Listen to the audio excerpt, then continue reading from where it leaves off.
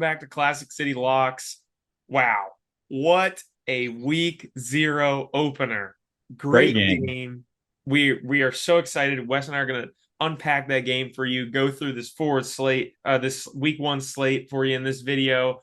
But to start us off today, I want to do something fun. A trivia question for Wes, okay? Really quick one.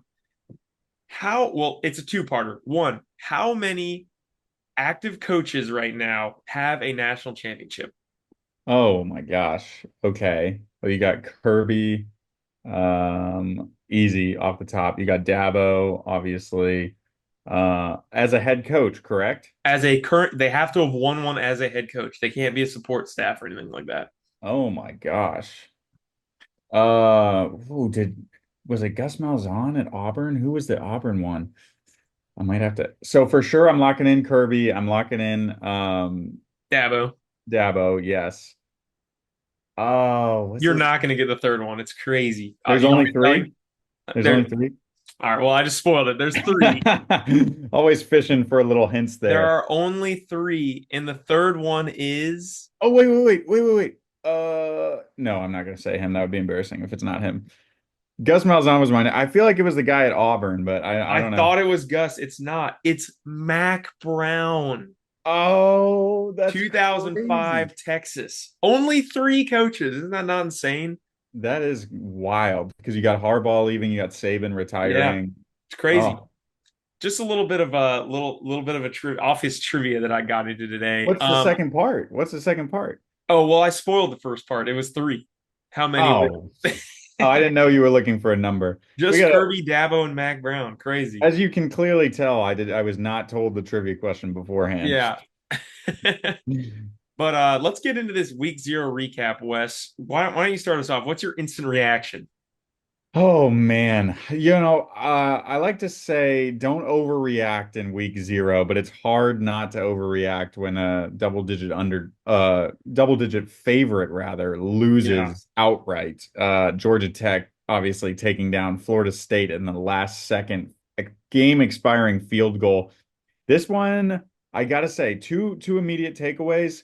Man, I hate the rule changes. I know they were the same last year, but this game just Yeah. flew by, and I found myself just thinking, why am I still watching commercials? I feel like you watch the game for the same amount of time, but you're watching 70% commercials and 30% of the game. Exactly. Second, I know Mike's going to get into this, but I didn't think people were blaming DJ Uyunglele for it's like all his fault. The defensive line for Florida State, like they allowed Tech to outrush Florida them. Like Florida State should never have that happen against any kind of lower Hmm. tier ACC school. And I was just dumbfounded. I mean, people were calling for the upset. I thought they were either gonna Florida State was gonna cream them or Georgia Tech was gonna win, and it was the latter. Yeah, I mean, yes. Okay, you're right. The defensive line did them no favors. Georgia Tech ran the ball on them all day, but DJ never gave him a chance. This dude could not throw the ball forward. And I went into this game thinking similar to you that either Florida State could blow them out or Tech could sneak in a win. The reason I was leaning towards it could be pretty close was they added such a good DC. They needed to fix the defense and they went out and grabbed Duke's defensive coordinator. Florida State's last year, all their success was on their offense. They lost their stud quarterback, and you have someone who was a disaster at Clemson, and technically his stats were even worse at Oregon State. Well, So I would like to say though, it was not entirely his fault because it wasn't. he did not put the game in Georgia Tech's hands. He just never got the ball. Like He Georgia never Tech just gave them a ran the chance. clock. Huh? He never gave them a chance, though. He never, okay, yes, but he did not lose them the game. He didn't throw a pick, No. he didn't fumble. He just didn't perform up to standard.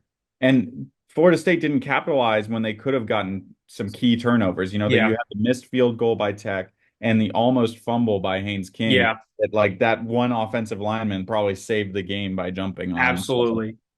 And last thing I would say is I feel like we said, don't overreact. But is this another knock on the trend of journeyman football? I mean, Florida State brought in all those guys, went all in, almost made the playoffs, came up short. Is there something to say about trusting the process and developing? I mean, obviously that's a good thing to have, but I don't know. I feel like this could be a big people who have been working on developing their program, maybe staying away from the program more, are probably like licking their chops, like we told you. I don't know. We'll see. Right now, if you had to say, will Florida State make the playoff? Yes or no? I don't know. I mean, I feel like they have an easier. Yes or no? All right, right now I'm gonna say yes. I say that they shake it off, but I'm not convinced right now. I am that not they're- either, but I think just due to the 12 team, everybody's overreacting. And Yeah, I think they could still, maybe this is just a learning lesson for them for and they sure. go in with two losses somehow. But I'll lean with you and go yes there, but probably unrealistic. It's wavering, that's for sure.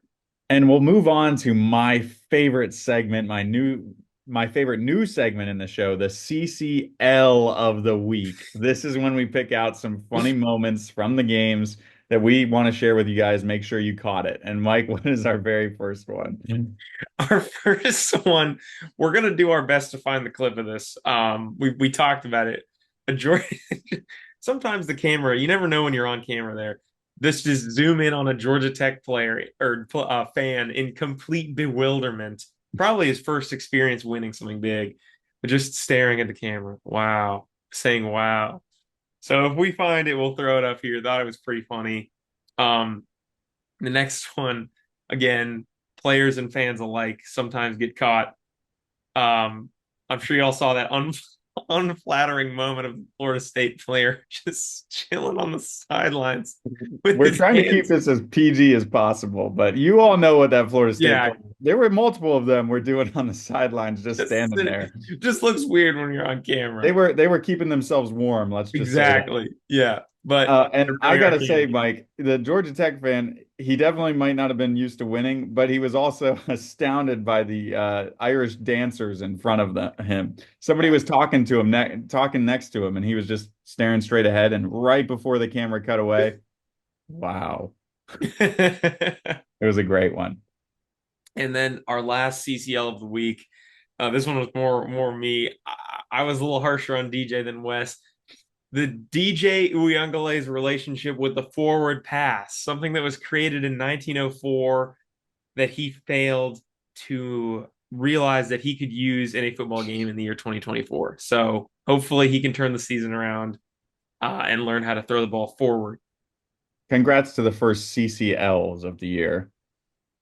And now we'll move on. We're gonna demonstrate our pick'em and highlight our pick'em group as we told you that we would. So our pick'em group for week one, we have four games we wanted to highlight, four ranked matchups. Most of these teams, all but one of them are two teams in the matchup are ranked.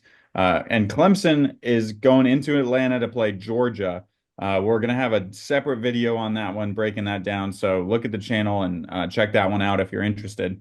But Miami is going to play the Florida Gators in the Swamp. And that game is at 3:30, and the Gators are actually getting 2.5 points right now. Uh, it is going to be a thrilling game. I am kind of leaning Florida in this one. Everybody doubts them because of that tough schedule, but I think I'm going to take the Gators to cover here, Mike. I wish we disagreed on this, but I agree with you. I think that's a tough environment. Got to get some wins early here. Like Wes and I have said, we're both, I wouldn't say fans, but Billy Napier believers more or less. Can't get rid of him. Shouldn't get rid of him. I trust Florida here. They got a crazy home environment. Give me the Gators. I like it, Mike. What's our next big game this week? Up next, really good one. Notre Dame, number 7 overall, playing Texas A&M. A&M here, number 20, favored by 1.5. That's a 7:30 p.m. primetime game. Live spread's looking to be about 2.5 right now, Wes. Yeah, Texas A&M is actually getting some additional money on them, so they have to win by 3 now to cover instead Mhm. of 2. It's still a field goal, so it might not Yeah. matter. But Personally, feel like I'm reuniting with my past self. I'm going to take the Aggies here. I think that they have the groundwork, the environment, the recruiting classes to get a win. I think that they were being held back at head coach by Fisher. So I like the Elko hire. I'm going to take yeah, the Aggies here to knock off the Irish in the week one. I think people forget how just talented the Texas A&M Yeah. roster is, and of course, Texas A&M is my one of my my SEC team to cheer for on the season. So I am going to take them to cover 1.5 or 2.5. And if they win by 2, then that's going to be tough. They have so many weapons. People are forgetting that they have the raw talent there. It just has to be molded into a nice product. Yeah. And Mike, you want to give us our third and final game this week? Yeah, last one we got interesting one. Number 23 USC going to play LSU, 13 in the country. Tigers favored by 6.5 here, 7:30 prime time. I'm riding the Nuss bus, baby. I'm gonna stick with LSU here. Get them to win by a touchdown. Could be interesting, but not buying into the journeyman football over there at USC. I'm gonna trust the Tigers here in a good old fashioned SEC domination. I'm gonna go the opposite way. If you're giving me the 6.5, which is what we're picking, in our pick'em, so I'll take the Trojans, the Tigers not to win by a touchdown. I think this one's gonna be a close game, and LSU historically has not played well in week one, so it'll be interesting to see. I'm gonna ride with Lincoln Riley in this one. So there you have it. Those are the best games this week. Pay attention to that. We will highlight everything we can. And stay tuned for our other video, Georgia and Clemson, the game breakdown. Thanks as always, and join us next week.